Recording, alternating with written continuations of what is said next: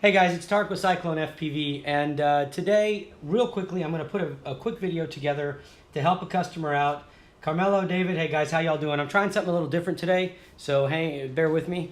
I'm going to be looking to my side a little bit because my controller is actually sitting right here to control the video.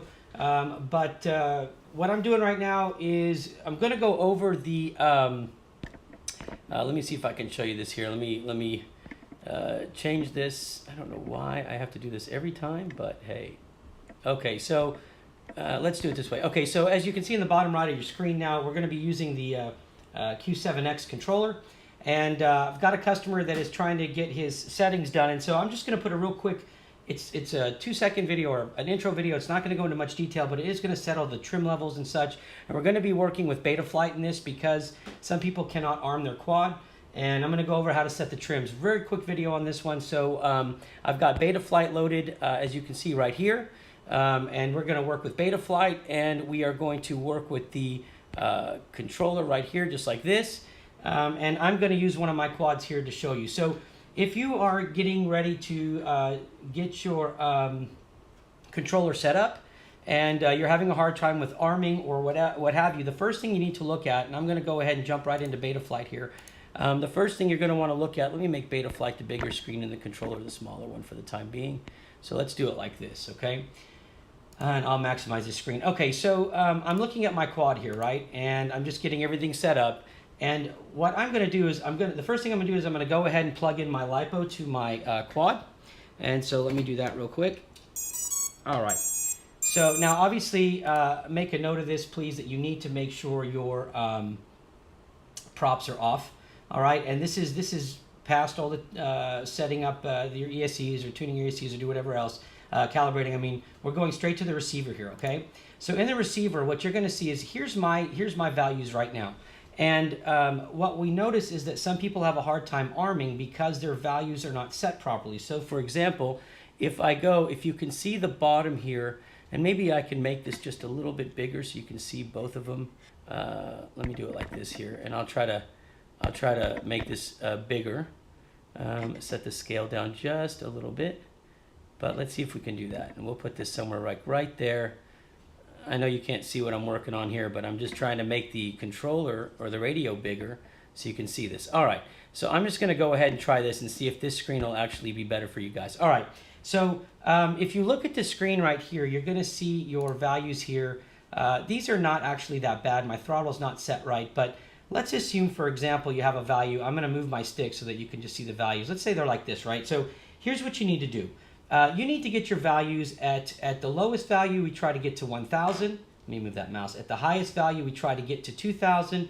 And our center value should be about 1,500. The first thing that you're going to want to do is you're going to want to calibrate your controller properly, all right? Before you start making any crazy changes, make sure to calibrate your controller. So I've got my model here, which is I'm going to use the Banshee, the new Banshee, the M345, but I'm going to mess everything up a little bit so you can see it. So the main thing is, let's make sure that when you select your model, so in this case it is selected, it's got the star right beside it, all right? I'm going to go ahead and I'm going to press page, and I'm going to keep pressing page until I get to my, whoops, I went too far, sorry, until I get to my outputs screen, okay? On my output screen, the first thing I want to do is I want to set everything to a default of 0. I don't want to have it adjusted at all, and I want to see exactly what shows up on my screen. So to go and do that, I'm going to start with my throttle. I'm going to hit the enter button here on the left, or on the right, I mean, and I'm going to hit edit. And when I select edit, I'm going to go ahead and take my sub trim and I'm going to make it to 0. And I'm going to set my minimum to -100 and my maximum to +100. That now I am set at exactly even. And I'm going to exit out. And I'm going to go to my next one, which will be my roll. I'm going to edit. And I'm going to do the same thing again. Set your minimum to -100 and set your maximum to +100. Exit out. Go to the next one, which is my pitch. Hit edit. Again, I'm going to set my sub trim to 0, my minimum to -100, and my positive to maximum to +100. And then we're going to go ahead and do the last one, which will be our yaw, and we're going to go ahead and set that one. Sub trim hasn't moved. Set my minimum to -100 and my maximum to +100. Okay? So now what you can see is On real time on the BetaFlight screen, you can see how changing this affected some of my values. Like my roll, for example, is now 1498 in the center. Now there's two things I can do. I can go into my subtrim, and if you watch what I do here, and I'm going to do this, but I'm going to change it back. I can go to my subtrim, enter it, go to edit, go to my subtrim, and adjust the subtrim. There, 0.1 gets me at 1500, and I am perfect on my even for my center, okay? But I don't want to do that yet because I want to do my calibration first. So the first thing you're going to do is, while everything's set at 0, go back to your main screen and hold down your menu button. When you get there, you're going to get your radio setup, right? Now you can hold down your page button, and I'll show you this again. If you hold down your menu button, you get your radio setup. You can either press page quickly and you'll go forward, or you can hold page down and you'll go backward. In this case, you're just going to hold it down and go backward to calibration, all right? Once you get to calibration, it's going to tell you need to press enter, which is right here, to start your calibrating. So press it, and it'll tell you put all your sticks at your center point. So in this case, I'm going to eyeball my center point, and this should be somewhere, I don't know, we'll just say right about here. And you can see in the center here, I've got my, let me turn this here, it's not angled, there you go. So you've got everything pretty much centered, and I'm going to go ahead and turn the rest of them to center, or what I feel is center. Sometimes they'll click in place, sometimes they won't, but just find what you feel is center. And once you feel it's at center, go ahead and hit your enter key again. All right, now, without a lot of force, go ahead and move your sticks left, right, up, down. Okay, don't press it hard because under normal circumstances you won't be cranking it anyway. So left, right, up, down. Just like that, real nice and smooth. All right, and then do the same on this side. So go ahead and knock it out. 1, 2, 3, 4. All right, and then you're going to go ahead and turn your dials if you want to get these calibrated to maximum and minimum. There you go, and then just go ahead and put them back at center where you feel. All right, at that point when you're done, hit enter, and now your remote or your radio is calibrated. Now look at my BetaFlight screen. All of a sudden, my roll is back to 1500, which means I didn't really need to adjust the sub-trim. I just needed to calibrate. Now I'm going to drop my throttle all the way down, and you're going to see here on your throttle, when I drop it down, it's at 987. It needs to be at 1000, all right? So what we're going to do is we're going to go now, and we're going to go back to press our menu page one time. Don't hold it, just press it. Make sure you're on the model you want, and go ahead and press your page button. And get to your page button until you get to your output screen, all right? Once you get to your output screen, the first channel we're going to mess with is throttle. So we're going to go ahead and hit our enter button, and we're going to go to edit, and we're going to go to our minimum throttle. So our minimum throttle by default will set at -100. Now watch your screen as we adjust this. We're going to go ahead and turn it up, and as we turn it, we're going to look at the screen on BetaFlight, and we're going to get it to where it says 1000. At 1000, which happens to be -975, we're going to go ahead and enter button, all right? Now, you can go back to your maximum now and raise it all the way up, and you can see you're at 2011 on BetaFlight. We're going to go down to our max, hit enter, and start turning it down until we get to 2000, all right? And we're going to keep our range between 1000 and 2000. Once we get there, we're set. So there's 1000 and there's 2000. Done. Hit your enter key, go ahead and get out, and now you can see that when I drop to my minimum, I'm at 1000. When I go to my maximum, I'm at 2000. Perfect, we're in the range. We're going to next do this with our yaw here. So on our yaw, and I usually will flip the stick a couple times just to make sure it bounces right. And so we're going to go to our yaw here, and we're going to hold it all the way down, and we're going to see that we're at -987. So we're going to enter our yaw settings, go to edit, and we're going to go ahead and hold it down, and we're going to start adjusting our yaw settings. So start turning it up, and you're going to see on the screen there, the yaw is going to start climbing. All right. All right, so now we're at 1000, okay? And so once we're at that, we're going to hit enter. Now, when we go to the right, one thing that you want to be careful of is that you don't sit and accidentally arm your quad by any means, but in this case, we're going to be just fine. So go ahead and crank it to the right, and you're going to see we're at 2011. Again, we're going to go to maximum, press enter, and start turning it down until we reach 2000. All right? And we should be there right about now. There we go. Now that we're done, we're going to go ahead and enter and exit that. And you can see when you move your yaw, you've got 1,000 and you've got 2,000. All right, now we're going to go ahead and we'll do our pitch next. So on our pitch, when we go all the way down, we're at 987. So let's go ahead and go to our pitch, hit enter, go to edit, go to our minimum. And again, we need to get it to 1,000. So we're going to go ahead. I'm not going to hold that down while I do this. I'm just going to start turning it up. And let's see where I'm at. I'm at 992. So let's take it to like 98. Let's see where we're at. 996. 97.8 puts us at 998. And then let's see. We are going to be at exactly 1,000 at 97.6. So we're going to leave that. And now we're going to go to our maximum. And we're going to see that our maximum again is 2011. So go ahead, hit enter, and start cranking down your maximum. And I'll just go to 98 and see where that puts me. That puts me at 2001, so let's try 97.8. And that puts me at 2000. Now my pitch is set. So I'm going to hit enter. I'm going to exit out of that.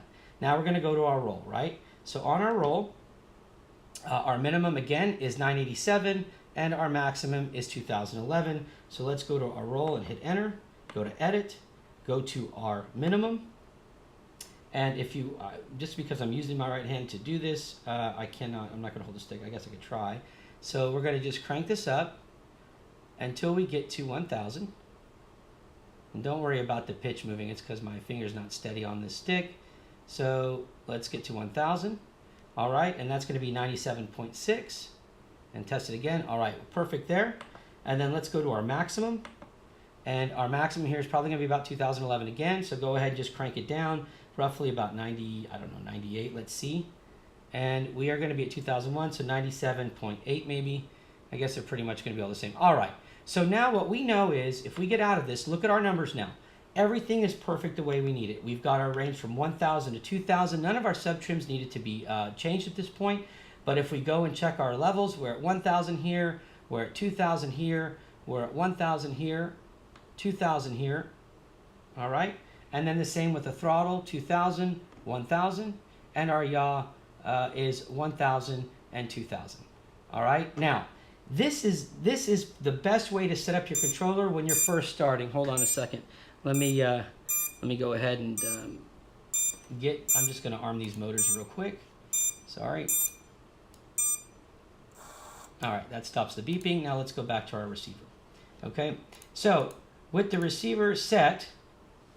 Now our transmitter is done. Everything here looks really good. We calibrated, and that's what you want to do. You want to make sure that you calibrate before you sit here and try to adjust all your levels, because you need to calibrate for all the models you have. So now that we've got it set, we can see here that everything's good. We've got our low stick threshold here. I've set mine at always 1,005 because there's going to be movement as I use this. This calibration is going to need to be done a couple times. So I give myself a little leeway, but what you want to look at is, here's your quad in the center of the screen. Hold on, I need to now get this out of the way. So let me put this over here, and let's try that instead so you can see the quad. Okay, so as you can see, my quad is perfectly still right here, right? Now, just for argument's sake, let's say that we crank our pitch up, right? So it's at 1505. So we're going to see this constant, forward motion. And what you would do at that point is you could take your deadband. I wouldn't do this because you really need to calibrate and see why it's moving. But if you had a hard time or needed to get going quickly, you could take your deadband and give yourself a 5-point leeway, right? And at that point, when you're at 5 points, it says that basically anything between a 5-point range is going to be disregarded. So now you're no longer turning. If you go to 4 and you click save, you're going to see a very slow motion because you're actually at 1505, and it's going to disregard everything to 1504. Okay? It also means that if you move any of your other sticks, you won't see any movement if you stay under 1504. But if you go up to 1505, you start seeing this slow roll.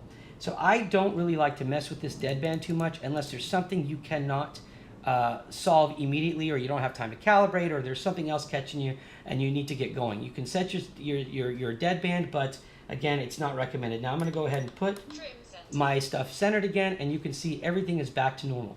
At this point, because I have my low threshold set above my standard low number of 1,000, and I have my high threshold, which they argue you don't really need to mess with, but I usually just do it out of habit. If I go to arm my quad now, I probably will get the error because I am still plugged in. But if you want to see why your quad won't arm now your settings here are perfect. If you want to see why your quad won't arm, you can come over to your disable flags here. And in this case, the 17 hints that it's because I'm plugged into my BetaFlight. So let's forget about that right now. Once you unplug it, it'll arm. But let's go to your modes now. So you want to be able to arm your quad. Now I'm going to remove all my settings here, and we're going to start from scratch. Okay, just so that this will help you guys figure out how to arm and how to do it properly. I'm going to show you my method. You may not like it, but yeah, that's right, Tony, you're exactly right. If your sticks are twitchy, and that's exactly when I would use it, is so if you're seeing a jump between, like, 1500 and 1502, and it's just going back and forth, if you're not going to take your quad apart, check the springs, tighten it down, do all that, then yes, you would set your deadband. That's an excellent point. So if you have something, let me go back to that real quick, because that's exactly when I use it. So let's say you're looking at your your stuff, and you're seeing a twitch of, I'm going to move my stick to make this happen, but I don't know, maybe I can just do that. You see how that's bouncing 1501, 1502. Okay, in that case, if you don't have time to do it and your stick, maybe you need new sticks, maybe you need to just open it up and tighten the springs, whatever it may be, then you would set your deadband. That's exactly right, and then you could at least still use your quad. All right, getting back now to modes. So under modes, for me, I use my switches a little differently, but let's say I want to set my arm mode. So I'm going to click my arm mode, add range, and I'm going to find this toggle switch I want to use. So I've got it set on auto, and I'm going to flip my toggle switch. And, well, here goes. So I'm using a 3-position switch, right? So right here's my 3-position switch, and you can see it. So you've got, sorry, you call this up mode, I think. I do it different, but so you've got position 1, position 2, and position 3. For me, position 1, which is up, is off.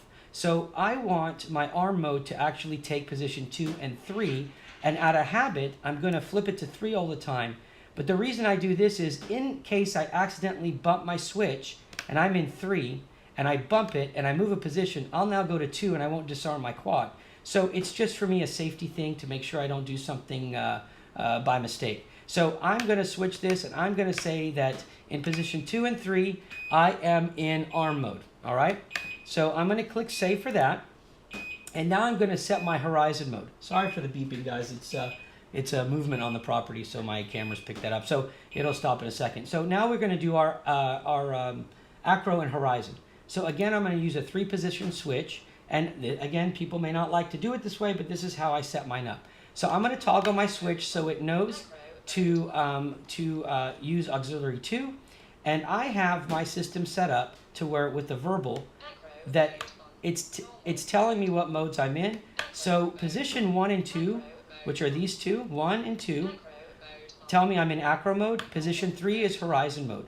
So again, I'm going to go ahead and I'm going to say for horizon mode, I want to be in position 3. So when I flip to 2, and when I flip to 1, and when I flip to 3, tells me normal mode. So I know that in this mode I'm in horizon. When I'm not in that mode, I'm in acro mode. The reason I use a 3-place switch or 3-button switch for this one is because I don't always keep air mode running. So I'm going to leave horizon mode like it is. Michael, it's okay. You can replay this one. It'll be very easy to do. Actually, this is for you, so I want you to be able to replay it anyway. So I'm going to go find air mode now. So here's my air mode. And I have my own reasons for why I keep air mode separate, and it's not always in acro mode, and that's mainly for testing some ESCs on D-Shot. But so I'm going to flip the same arming or the same mode switch, okay? And I'm going to tell it that in middle position, I'm in acro with air, which means that acro with air, I'm going to save that now. So when I'm in acro up here, as you can see the middle, let me just get both of these on the screen. When I'm in middle position, I'm acro with air. When I'm in first position, I'm just acro. And when I'm in last position, I'm in horizon. So you can see them light up, right? So if you look at this, I don't know if I can get both of these on at the same time, but yeah, I can here. So acro, acro with air, and then horizon, all right? That's how I set mine up. And then what I'll do is I'll go, I guess, if I want to use my, I think it's already set in my configuration, but it would be for anti-gravity.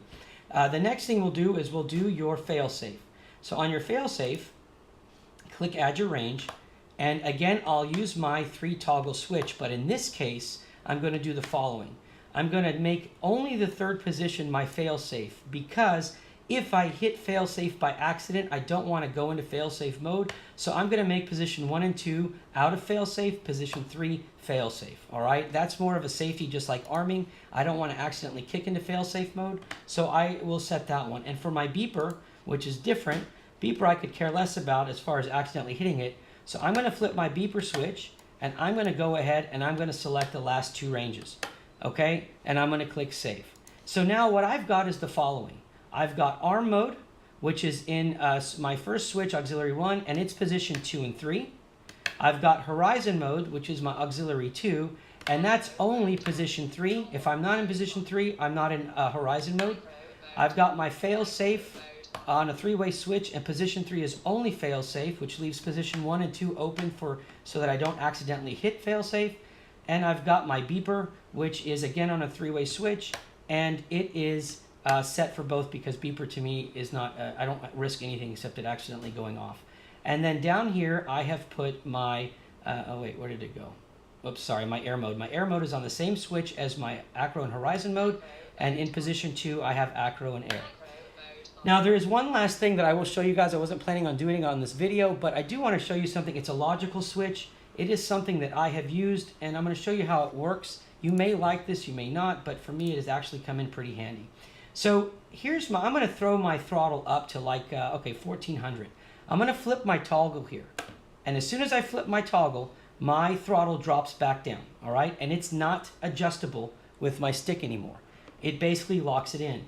This is a setting that you will do in your logical switch. So what I've done is I've created an input, right? And it is going to be, let me see, where do I have this? Let me go to my logical switch. Okay, so I have a logical switch here, right? And it's basically, this is an override switch. So I have an override switch, right? And it is my SF, and it basically says that when I flip my SF switch, I'm going to override channel 1, which is my throttle, by 97%. Okay, so let's just assume that I wanted to do this again. I would start and make my transmitter battery low. My transmitter's gonna die here. I would find my open spot, and I would go ahead and just flip my switch. All right, and then next I'm gonna say that when it's up, or I guess it points down, I'm gonna override, and I want to override channel 1, and I want to go ahead and drop it down.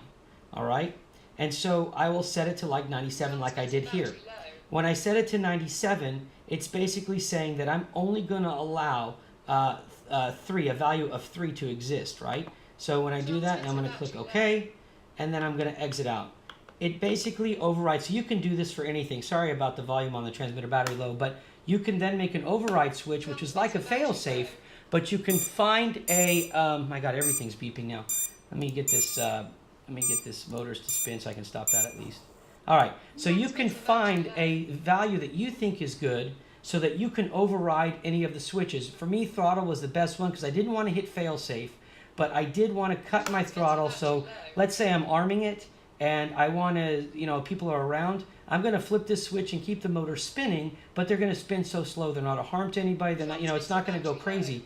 Also, if I notice my quad kind of getting away from me, I can flip my override switch, drop the throttle, but not cut it 100%. And at least it's not dropping out of the sky too quickly. Then when I want to kick it back in, I can flip it back down. It automatically kicks in. I don't have to rearm the quad. All right, it's a totally different from disarming and rearming. You're actually just dropping the motor speed immediately. All right, I hope this helps, guys. It's a quick video on how to do it. Shoot me any questions if you have any. Tarek at CycloneFPV.com. Let me just get this out of here. There we go. All right. So if there's anything else I can help you all with, I will go over this. I'm trying to do these little videos to help you as I get questions. So if you have one, feel free to shoot me an email. Tarek at CycloneFPV.com. Have a great day and safe flying, guys, and we will talk to you soon. Take care. Bye.